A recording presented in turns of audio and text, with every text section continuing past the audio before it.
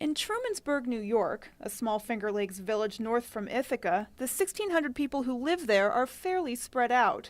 But there is one thing that brings many of them together. We produce all our own electricity here. We pasture raise our animals. It's a big focus of mine right now is just minimizing the use of a vehicle. And that one thing is a goal of sustainability. You produce the same amount of energy you consume. That's what it means to be sustainable in energy. Jill Swenson owns a farm called On Warren Pond.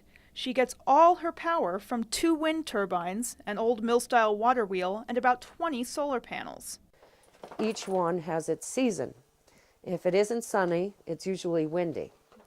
And if it isn't either sunny or windy, it's raining or melting. She stores all her power in these batteries and keeps track of what she's generating on these monitors.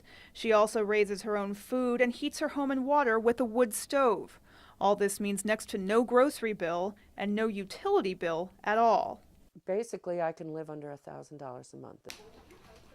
Nearby, Heather Sanford and her husband own a 70-acre farm called the Piggery.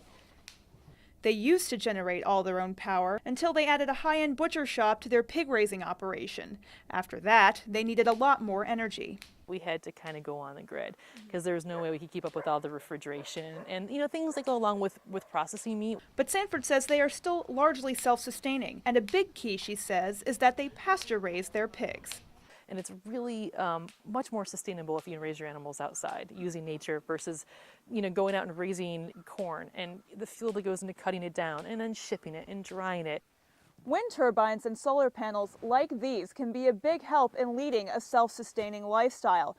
But even without all the high-tech gadgetry, there's a lot you can do to minimize your carbon footprint. Leslie Knight owns a homestead called Howling Moon Farm. Her biggest push is to minimize her use of fossil fuels. We were using the lawn tractor, which is extremely polluting. And this year we purchased a horse-drawn lawnmower. I mean, I enjoy it. It's a challenge.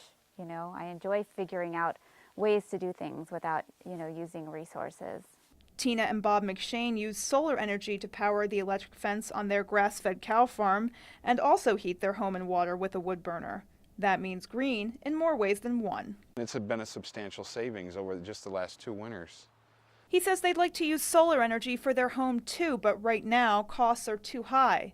Leslie Knight and Jill Swenson agree it can be challenging to live sustainably. Now our driveway's been snowed in for, a couple of weeks, and that's been hard trying to get my bike up and down the driveway. But it requires you pay attention and that you are here as a maintenance person for that energy system. It is a 24/7 job. But for Swenson, it's a labor of love and great satisfaction.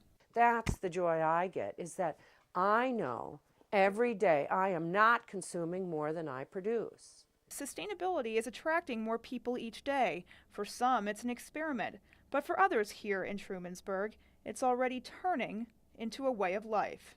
Beth Jones, NCC News.